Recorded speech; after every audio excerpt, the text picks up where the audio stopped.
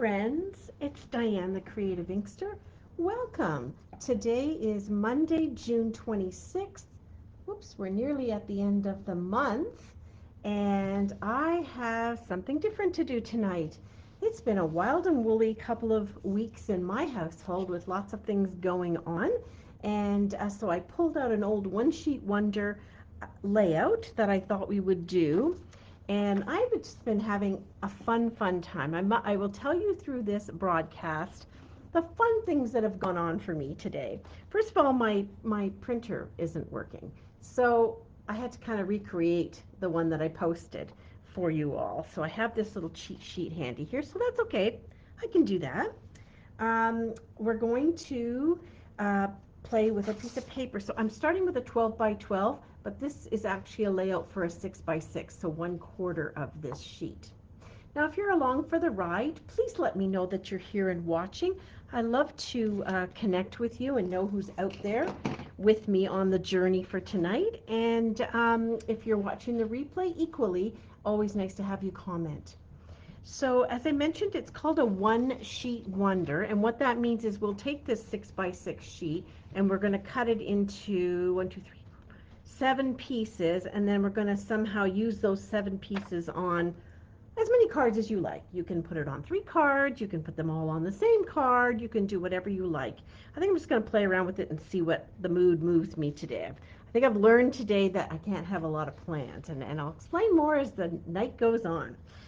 So this paper is called Masterfully Made. It's a 12 by 12 pack, and it is on sale this month till the end of June. There's some absolutely stunning colors in here. Beautiful paper that looks like it's 3D. When you see cards with some of this, you think it's actually layered pieces of paper. And it's fabulous. And then some general patterns that you can use for every other day, that kind of stuff. But just nice, bright, bold colors. So how I decide that I'm going to go ahead and pick the cardstock colors to go with is I look on this. So this sheet comes in the backing of all your pattern papers, and it tells you what Stampin' Up! Colors are in the paper. So Azure Afternoon, Berry Burst, Crushed Curry, Fresh Freesia, Lemon Lime Twist, and so on. And so I have chosen 3 colors. 3 is a good number for me. I like working in 3s. 3 colors that I'm gonna kind of work with in this paper, because this one has a lot of those colors in it. And so I've chosen Azure Afternoon, Crushed Curry. Not a big fan of it. I'm really a lemon lolly kind of gal. And Melon Mambo, a color I haven't used a lot. So just for reference, this is Berry Burst, which are both in the brights, and one might think very similar in color. Not at all when you get them side by each. So this is very much a pink toned in the Melon Mambo, and this is Berry Burst, which is also in the paper, and it is very much more of a purpley kind of color. So let's tuck that back into my stash over here. Let's get started by making a 6 by 6. Now, if you have chosen a 6 by 6 piece of paper already, then you're ahead of the game on this. Oh, and coordinating with my cardstock colors, I've picked the 3 corresponding ink pads and a stamp set. So layering leaves is lovely. I've just started playing around with it. It comes, or it coordinates with the bow punch, which we've had around for a little while. So as you can see in here, there's the small little flower images and then a number of the leaf images that you can punch out with it. So I like things that coordinate. That works for me. Hi, Vicki. Welcome. All right, so I'm going to cut my piece down to 6 by 6. And if you get this paper on this particular pattern, you'll see there's actually some words in a very faint gray underneath all of those flowers, which is kind of hard for me to twist it and turn it to show you that, but you have to take my word for it. So when you're cutting your paper, you just want to make sure you get that right side up. So I'm going to cut my 12 by 12 into 4 pieces. I think the piece that's going to give me the most amount for my my one sheet wonder is probably one of these bottom quadrants. So that's the one I'm going to go with, just so I have the most amount of paper, colored paper and patterns to work with. So there we go. That's the only reason for choosing it that way. Don't let those card bases get too far away from me. All right, so here we go. I'm going to have my reference sheet right here handy, as you may as well if you're making this along with me. Now, typically on pattern paper with a one-sheet wonder, you want to go with something that isn't too directional, because that way you can move those pieces around how you like. But we'll just have to play around and see. So I'm just adjusting the lights here a little bit. I feel like it's a bit dark in here, but that just may be the fact that there isn't a lot of sunlight coming in. All right, so with this particular pattern, it's 6 inches by 6 inches. So we want to cut this right down the middle at 3 inches. So we will do that. Slide this in here. Cut it down. We have 2 pieces of 3 by 6.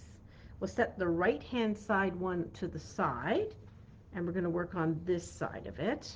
So we need to cut it at 3, 5, and then having 1 piece off. So basically what I would do is I'll actually go backwards from there. I will line this up at 5 inches, and that will be 1 piece for the bottom here. I'm going to try to put this back together. Let me see. I'll move that over here. There we go. And then this is 5 by 3. I'm going to move this over so I get a 3 by 3 and a 2 by 3. There we go. And so there we go. We're going to sort of show it married back up.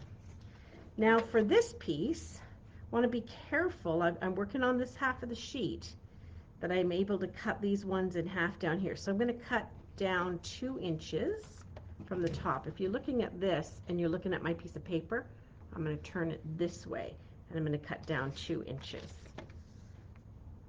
So I've got a 2 by 3. And you know, if you mess it up, it's okay. It really doesn't matter. You're not going to make exactly the same cards as me anyway. So what you should be left with is a 4-inch by 3-inch. And you know what? That might be enough. You might like that as a large layer, or you can cut 3 inches off and then cut those in smaller pieces. To be honest, I'm going to go rogue, and I'm going to leave that as a 3 by 4, but you do you. All right, so these are my pieces. I have 5 pieces, so clearly I can't do 6 cards. In fact, I may do a couple, maybe do 3 or 4 cards. So what I like to do is flip it over and see if there are other patterns I can interact with. So let me actually grab the other 6 by 6. So the other side of the pattern is this fresh freesia, which I think, you know, you can put these pieces together. So if I was going to get this down to 4 cards, perhaps I'd like to kind of do it this way and put those pieces together. All right, so let's get some card bases cut. What's the easiest thing? I think the easiest thing is to cut it at 5 1/2, but I want to not make so much work for myself. Hi, Lynn. I'm going to score this large piece because I'm going to use it for 2 cards. I'm going to score it once and cut it once, and then I'm going to have them both scored and cut. So I'm going to score this at 4 1/4 all the way down the 11 inches, and then I'm going to turn it perpendicular and cut it in half at 5 1/2. So then what I end up with is 2 card bases with the score lines done at once. That's how I do this for a class. Makes it go way faster. And then let's see, we will, now looking at the paper now, I don't see quite as much of the azure afternoon in this paper, maybe more so in the top quadrant of this paper. It was a little more prominent there. So I think maybe I'm going to set that aside, and I'm going to make the other 2 cards in crushed curry. And I think I'll make these top folding ones. So this time, to do something different, I'm going to score it at 5 1/2. So I've got the 11-inch side across, got my scoring blade at the top so I don't inadvertently cut it in half. I've done that. There we go. And then I'm going to turn it perpendicular with the 8 1/2-inch side at the top. I'm going to layer it up at 4 1/4. I'm going to cut it.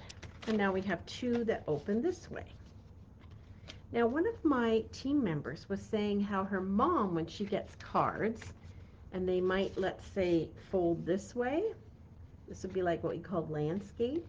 She says over time, they kind of tend to open up and fall down. You know, especially if you live in a really humid area.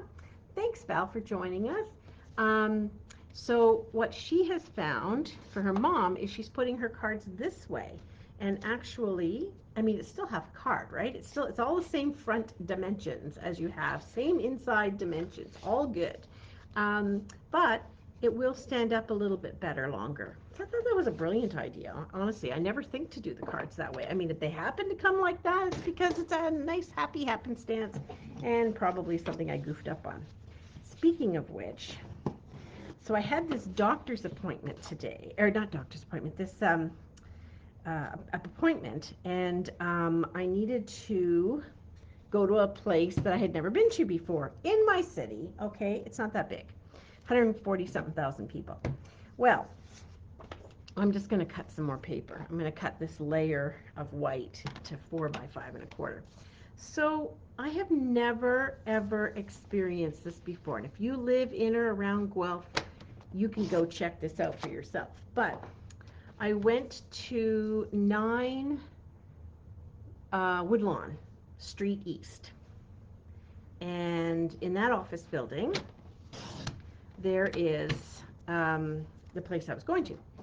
And Woodlawn Road turns from east to west, right with Woolwich that goes this way. Okay, so Woodlawn goes this way, west on this side of Woolwich, east on this side. But the odd numbered addresses are on the north side for the west side of it, and the odd numbers are on the south side for the east side. I was completely confused because Walmart's up here, it's number 11. And so I thought number 9 would be on the other side of Woolwich, right? And it would be up at the top. Nope, that's Canadian Tire, and the place I was going to was not there. I have to tell you, I drove around for a little while, didn't have my phone with me. It was quite a little adventure at lunch. And I thought, oh, for heaven's sakes, what am I doing? I'm getting lost in my own city. So I'm really curious to know how the numbering got so messed up like that. It just seemed kind of weird. All right, so I'm looking here at some embossing folders. I'm going to go with exposed brick. It's a thick 3D embossing folder. So I don't need on my Stampin' Cut emboss machine, I don't need this white plate, and I don't need the 2 acrylic plates. I just need the gray one for embossing. So I am going to go ahead and line this up.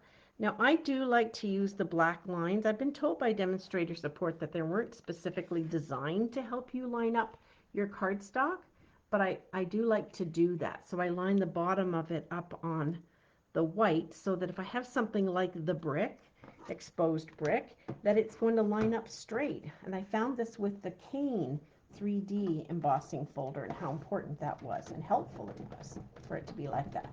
All right, so let's get this embossed. This is going on our crushed curry. Okay, I'm not going to get this many cards done if I'm going to keep chatting away like this. So that was one adventure I had today. Oops. Did I cut that at 4 1/4? Yeah, because I was talking. So let me just trim this down a little bit. Yeah, that was one little adventure today. And of course, I started off by not having my stuff ready, which I normally do for this adventure on Monday nights with you. And it was just a busy weekend. It was my grandson's first birthday, so we were off to have lots of fun with him and celebrate. And he's just so darn cute. And so we had just the best time.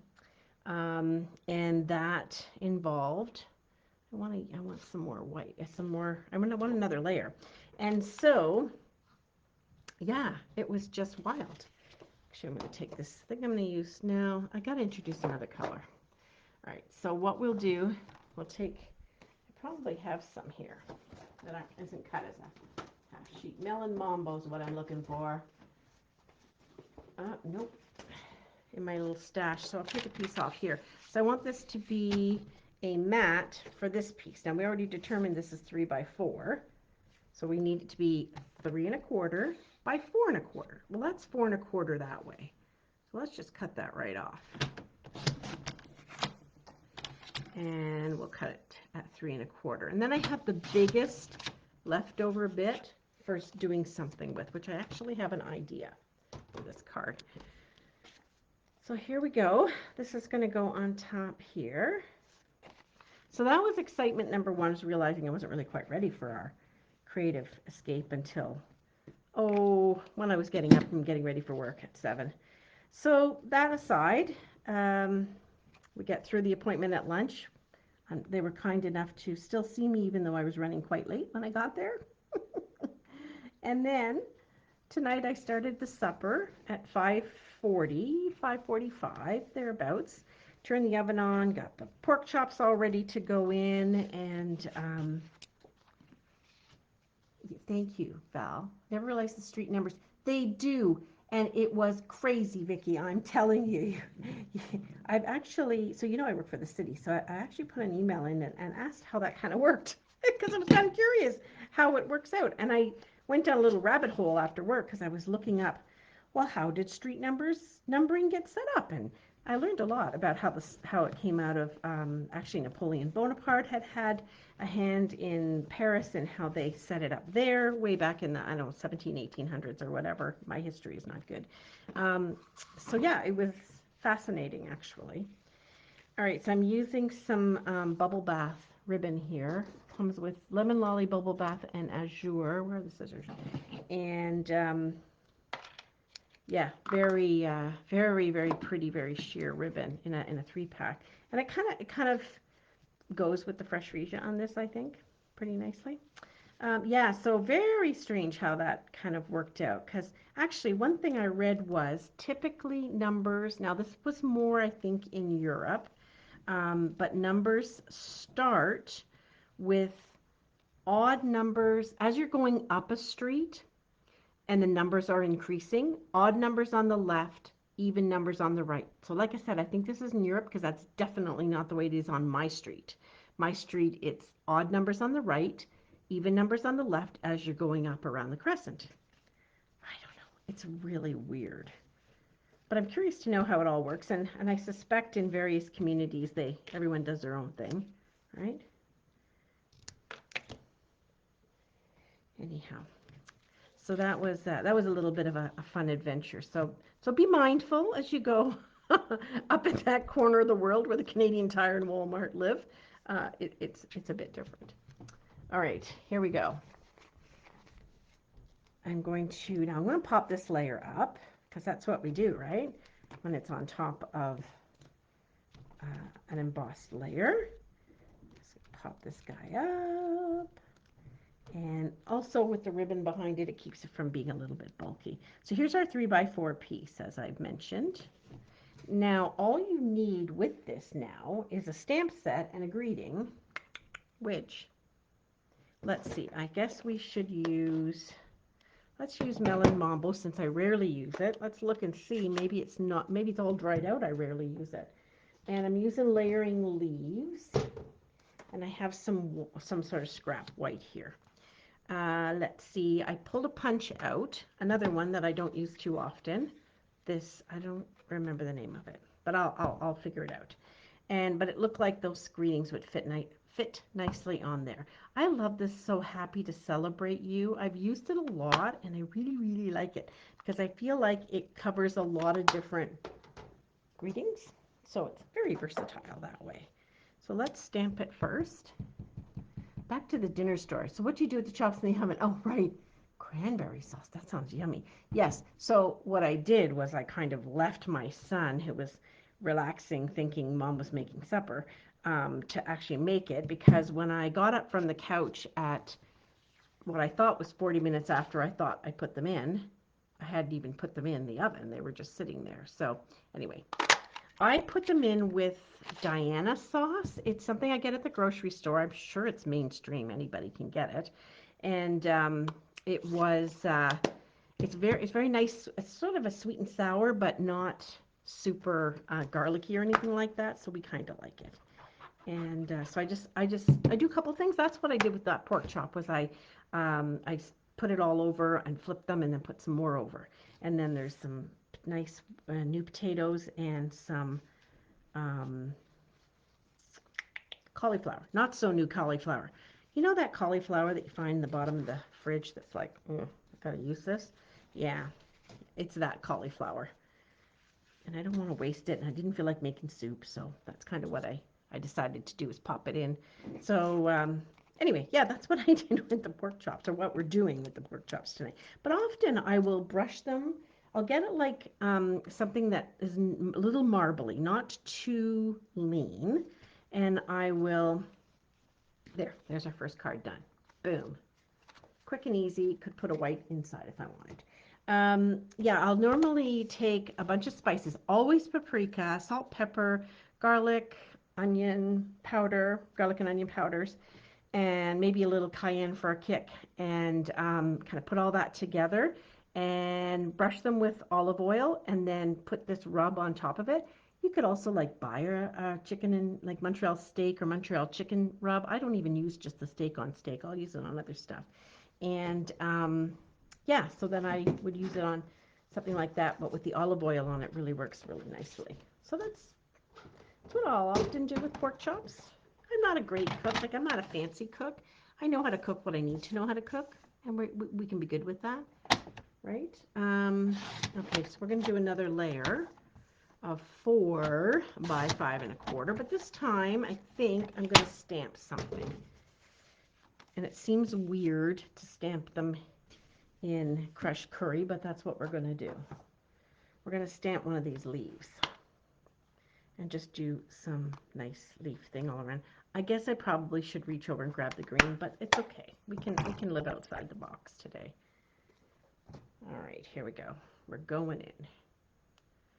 And if we don't like it, it's no big deal. Oh, I just heard the oven go off. I have that kind of, right? The cauliflower, I have that same kind of broccoli too sometimes. I know it's weird. Okay, so I'm hoping this is not too bright if I need to stamp it off. What if I stamped it off? I'd like it stamped off. Okay, that's what we're going to do then. All right, so now we're going to work with we're going to do a bunch of stamping around.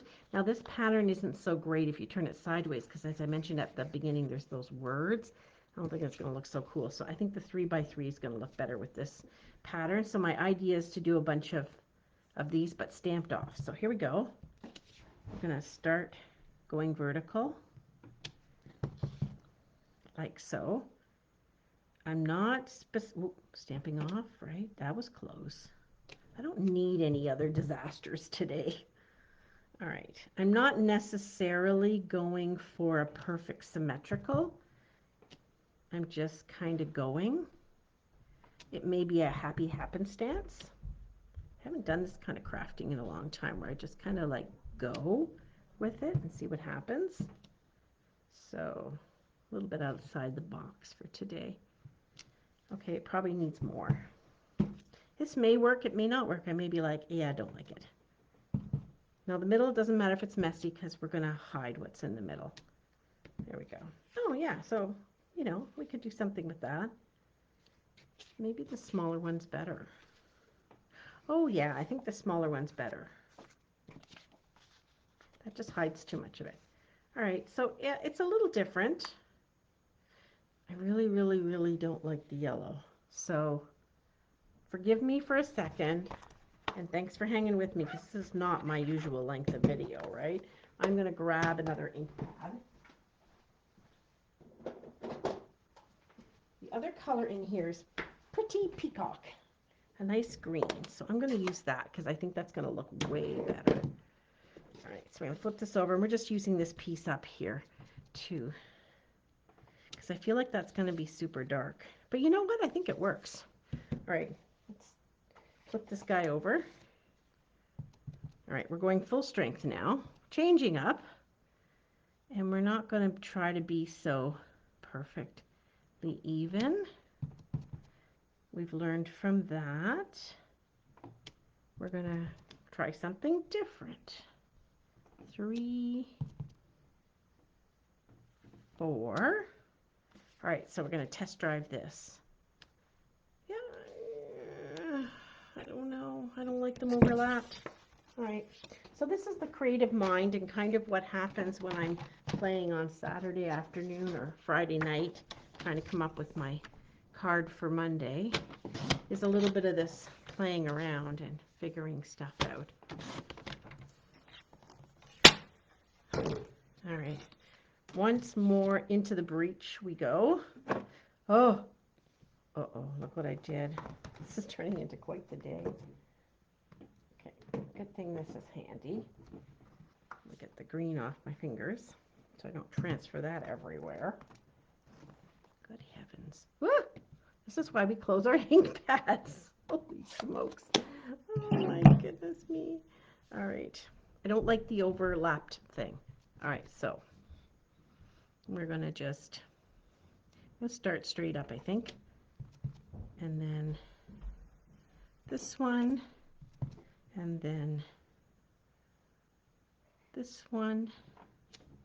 They're going to overlap a little bit. That's okay. We can be okay with that. A little overlapping is good.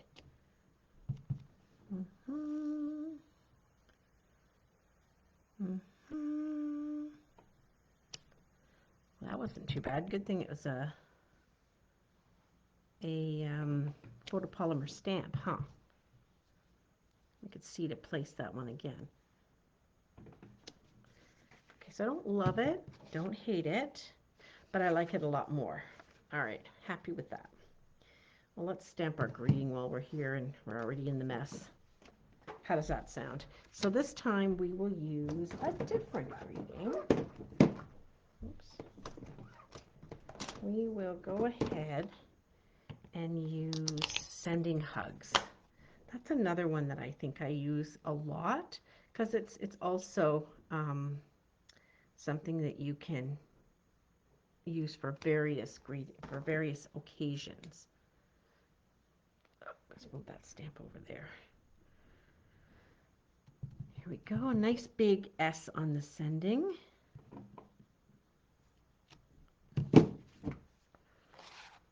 And here's our punch. So the thing about the bigger punch is you can go ahead and put some different kinds of embellishments kind of around it. I want to mat this though, for sure. So let's go with some. We had that leftover piece. What did I do with it? Here we go. Here's a leftover piece. So this piece measures 3 by 2. So 3 1/4 by 2 1/4. So 2 1/4. Oh, I used the weird piece. A couple weird pieces that have score marks in the middle of them. All right, so 3 1/4 by 2 1/4. Here we go. And those pork chops are starting to smell pretty darn good now. Let me tell you. With the ink pads, oh my goodness, right? These are the kinds of videos that I like to show brand new demonstrators who are wanting to get into it as a business, but are like, I'm afraid, you know, like I'll look silly, I'll make a mistake in front of people. I'm like, I always go home with ink on my fingers. You know, it's just part of it. It's kind of like, you know, you can't trust somebody who doesn't want to get messy. Now, wait a minute. Should we go this way? Does it matter? I know it's a big greeting on here. Well, we'll see. What we'll do this time, I think, is we'll add, no, I don't think we want ribbon. But we're going to pop this up for sure, right? Because it needs that. 1, 2, 3, 4. Yeah, you can't worry about goofing up because it's going to happen. Some of the things you try are going to work out great, and it's only paper and a little bit of time. And if it doesn't turn out great, or you think that greeting is not the right greeting for this card, we need something smaller, like thinking of you. Is that what this one says? Yeah. This is a great set for, I'll digress for a second here. This is a great set for having a bunch of greetings in one set. I like having at least one of those in my stash at any given time. So I'm going to hand cut this guy out. So by hand cutting the greeting, yeah, it takes a little bit more time, and a punch would be awesome, or a die even better. Well, actually, I like punches, I think, more than dies. But you take away a lot of that excess white space that you have, like on this one. So yeah, it's kind of a way to remove some of that and just focus just on the words. So you don't want to go too close to it, and you don't want to go too angular with it. I like to leave just a little bit of a white space around it, and you may notice that I'm more moving my paper than I am my scissors. I don't want to cut off those little eyes that dot, or dots that are at the top of the eyes. And I'm just looking at it as easily as possible and not making too many big motions, so that, there we go, we get around it quite nicely. And so look at all that excess white that we would have to deal with. Alrighty, so we're going to pop this guy up on dimensionals as well. When was the last time I did a video of this length? Oh, I don't know. There we go. Thinking of you. And we're going to pop this on the card base, and now it's starting to take nice shape, and we're going to put a few embellishments on there. So let's grab the liquid glue, my friend. Always works well for me. The trick I find is leaving it upright like that. So if you have a holder, these are holders I had made with my logo on them, but you can use like a small cup or a shot glass. I think I've seen people who have shot glasses. I might use that to stick it in, and just keeping it with the one end down really helps. I know other people that actually literally take the lid off and stick it in there, but I don't like a sticky mess, so I just have them done that way. So we need to add some embellishments because we don't have any ribbon on this. So let's see. We are dealing with, what do I have over here? A goldy, I think a goldy color. So I have these festive pearls, which were a carryover. I just keep all my embellishments, I've probably shown you this a million times, in these sleeves that the dies come in, because I always keep my dies in the stamp sets. So I will keep these in here, and then I can put them in just in a little box beside me, and they're all handy. Handy, I can reach them, and I put the name of it with my Dymo label maker on the top, so as I can remember which one it is. So these are pretty. I wish we had more gold ones. I think we have some gold sequins, which are lovely too, but I do love gold and silver balls. And more than just at Christmas. I find they're just like a really nice neutral embellishment to play with. So that's the festive pearls. There we go. Card number 2 is done. Okay, let's move it over there. And let's see, I wonder if we could find a way. Oops, let's get this right side up. I was thinking this would be 2 cards, so let's do something with this one.